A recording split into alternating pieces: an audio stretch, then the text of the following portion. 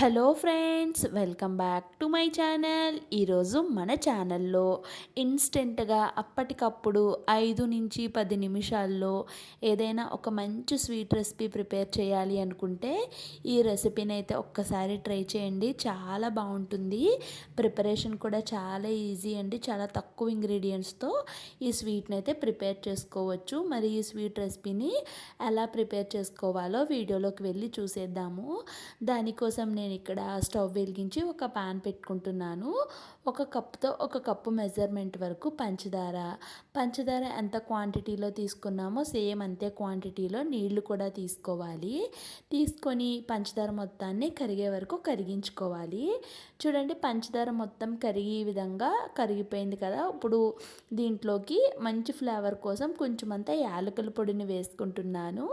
యాలకుల పొడి వేసుకొని మొత్తం అంతా కలిసేలాగా కలిపి ఒక 2 నిమిషాల పాటు సిమ్ ఫ్లేమ్లో మరగనివ్వాలి. సిమ్ ఫ్లేమ్లో మరిగిన తర్వాత మనం ఇక్కడ పాకాన్ని చెక్ చేసుకుంటే లైట్గా తీగ ఫామ్ అయితే సరిపోతుందండి.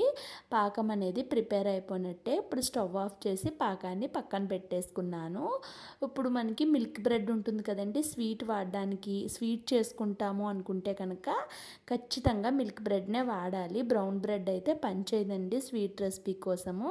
ఇప్పుడు బ్రెడ్కి బ్రౌన్ కలర్ పార్ట్ ఉంటుంది కదా, దాని అంతటిని తీసి దాన్ని పక్కన పెట్టేసుకున్నాము. వాటిని మనం బ్రెడ్ క్రమ్స్ కూడా కింద చేసుకొని నెక్స్ట్ ఏదైనా రెసిపీలో వాడుకోవచ్చు. ఇప్పుడు ముందుగా మనం ప్రిపేర్ చేసుకున్న ఈ బ్రెడ్ని ఇలా చిన్న చిన్న పీసెస్గా మిక్సీ జార్లో వేసుకొని మెత్తగా మిక్సీ పట్టేసుకోవాలి. చూడండి, ఈ విధంగా మిక్సీ పట్టేసుకున్న బ్రెడ్ క్రమ్స్ అంతా కూడా, బ్రెడ్ పౌడర్ని అంతటిని కూడా ఒక బౌల్లోకి అయితే వేసేసుకున్నాను. ఇలా మొత్తం అంతా వేసేసుకొని దీంట్లో నుంచి కొంచెం బ్రెడ్ పౌడర్ని అయితే తీసి ఒక గిన్నెలోకి అయితే పక్కన పెట్టుకుంటున్నానండి. లోపల స్టఫింగ్ ప్రిపేర్ చేసుకుంటాం కదా, దానికోసం అయితే యూజ్ అవుతుంది. ఇప్పుడు ఈ బ్రెడ్ పౌడర్లోకి మనం 1/2 కప్ వరకు డెసికేటెడ్ కోకోనట్ పౌడర్ అండి, ఎండు కొబ్బరి పొడిని అయితే వేసుకుంటున్నాను. ఈ పౌడర్ అయితే నేను బయట సూపర్ మార్కెట్లో కొన్నాను. ఒకవేళ మీకు అవైలబుల్ లేకపోతే ఎండు కొబ్బరి పైన బ్లాక్ కలర్ పార్ట్ అంతా కూడా చెక్కేసి మిక్సీ పట్టేసుకొని వేసుకున్నా సరిపోతుందండి. ఇప్పుడు కాచి చల్లార్చిన పాలని కొంచెం కొంచెం వేసుకుంటూ పిండిని రెగ్యులర్గా చపాతీ పిండి ఎలా కలుపుకుంటామో అలా కలిపేసుకోవాలి. ఇది బ్రెడ్తో చేసింది కాబట్టి సాఫ్ట్గా ఉంటుందండి.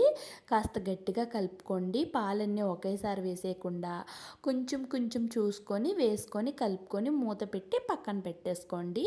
ఇప్పుడు లోపల స్టఫింగ్ని అయితే ప్రిపేర్ చేసుకుందాము. కొంచెం బ్రెడ్ పౌడర్ తీసుకున్నాం కదా, దీంట్లోకి 1.5 టేబుల్ స్పూన్ వరకు కోకోనట్ పౌడర్ వేసుకున్నానండి. అలానే ఒక 1.5 టేబుల్ స్పూన్ వరకు మిల్క్ పౌడర్ని కూడా వేసుకున్నాను. 10 రూపీస్ మిల్క్ పౌడర్ ప్యాకెట్ ఉంటుంది కదా, ఆ ప్యాకెట్లోదైతే వేసుకున్నాను. వేసుకొని మొత్తం అంతా కలిసేలాగా కలిపేసి ఇక్కడ నేను టూటీ ఫ్రూటీని అయితే వేసుకుంటున్నాను. నా దగ్గర టూటీ ఫ్రూటీ అవైలబుల్గా ఉన్నాయి కాబట్టి వేసుకున్నానండి. ఇవి అందరికీ అందుబాటులో ఉండవు. అలాంటి వాళ్ళు బాదం, ఇంకా జీడిపప్పు, ఇంకా మీకు నచ్చిన డ్రై ఫ్రూట్స్ వేటినైనా కూడా వేసుకోవచ్చు. వేసుకొని ఇందాక పాలైతే సగం మిగిలిపోయినాయి కదండి, ఆ పాలని ఇప్పుడు కొంచెం కొంచెం వేసుకుంటూ దీన్ని అయితే స్టఫింగ్ని అయితే కలిపేసి పక్కన పెట్టేసుకోవాలి. చాలా ఈజీగా ప్రిపేర్ చేసేసుకోవచ్చు. అప్పటికప్పుడు నిమిషాల్లో ఈ స్వీట్ అయితే ప్రిపేర్ అయిపోతుంది. లోపల స్టఫింగ్ కూడా ప్రిపేర్ చేసుకున్నాం కాబట్టి ఇప్పుడు ముందుగా కలిపి పక్కన పెట్టుకున్న ఈ బ్రెడ్ మిశ్రమం ఏదైతే ఉందో అది కాస్త గట్టిగా అవుతుందండి, నాని గట్టిగా అవుతుంది. ఇప్పుడు దీన్ని ఒక చిన్న పిండి ముద్దలా తీసుకొని ఇలాగా మనం ఇలా రౌండ్గా చేసుకొని దాంట్లోకి ముందుగా ప్రిపేర్ చేసుకున్న స్టఫింగ్ని పెట్టుకొని స్టఫింగ్ అంతా కూడా బయటికి రాకుండా కవర్ చేసేసుకోవాలి. చేసుకొని బాగా రౌండ్గా చేత్తో అద్దుకుంటూ మనం ఇలా బాల్లా చేసుకొని జస్ట్ పైన కింద ట్యాప్ చేసుకొని పక్కన మనకి ఏమైనా క్రాక్స్ వచ్చినట్టుంటే వాటిని చేత్తో అడ్జస్ట్ చేసుకుంటే సరిపోతుందండి.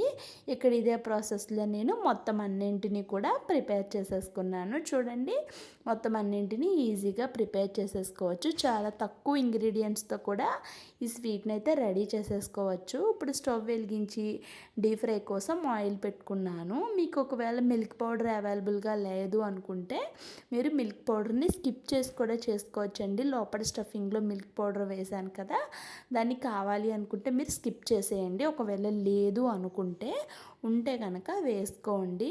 ఇప్పుడు ఒక సైడ్ మంచి గోల్డెన్ కలర్ వచ్చిన తర్వాత ఇంకొక సైడ్కి అయితే టర్న్ చేసుకోవాలి. ఫ్లేమ్ అనేది సిమ్లోనే ఉండాలండి. బ్రెడ్ కాబట్టి త్వరగానే ఫ్రై అయిపోతుంది, అసలు ఎక్కువ టైం అయితే పట్టదు. ఒక సైడ్ మంచి గోల్డెన్ బ్రౌన్ కలర్ వచ్చిన తర్వాత ఇంకొక సైడ్కి అయితే వీటిని టర్న్ చేసుకుంటున్నాను. ఇక్కడ ఇదే ప్రాసెస్లో రెండు సైడ్స్ కూడా మంచి గోల్డెన్ బ్రౌన్ కలర్ వచ్చే వరకు ఫ్రై చేసుకోవాలి.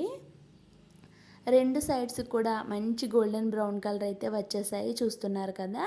ఇక వీటిని మనం ఆయిల్లో నుంచి బయటకు తీసేసుకోవాలి. ఈలోగా మీ అందరికీ ఒక చిన్న రిక్వెస్ట్ అండి, ఈ వీడియో కనుక నచ్చినట్టయితే ప్లీజ్ అండి వీడియోకి లైక్ చేసి ఛానల్ని కొత్తగా చూస్తున్న వాళ్ళు ప్లీజ్ సబ్స్క్రైబ్ చేసుకోండి. అలానే మన ఛానల్లో మంచి మంచి రెసిపీస్ ఉన్నాయి, టైం కుదిరినట్టయితే వాటిని కూడా చూసేయండి.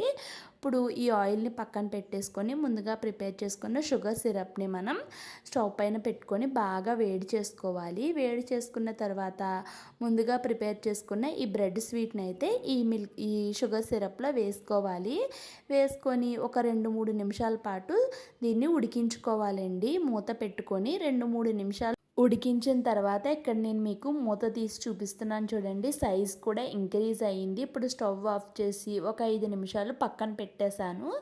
5 నిమిషాల తర్వాత పాకం అంతా కూడా ఈ స్వీట్ అయితే పీల్చేసుకుందండి. చాలా ఈజీగా ప్రిపేర్ చేసేసుకోవచ్చు. అప్పటికప్పుడు 5-10 నిమిషాల టైంలో ఏదైనా స్వీట్ ప్రిపేర్ చేయాలి అనుకుంటే బెస్ట్ స్వీట్ రెసిపీ అవుతుందండి. ఒక్కసారి మీరంతా కూడా ఈ స్వీట్ రెసిపీని ట్రై చేసి మీకు ఎలా కుదిరిందో కామెంట్ సెక్షన్లో కామెంట్ చేయండి. వీడియో నచ్చితే లైక్ చేయండి. ఛానల్ని కొత్తగా చూస్తున్న వాళ్ళు ప్లీజ్ సబ్స్క్రైబ్ చేసుకోండి. థ్యాంక్స్.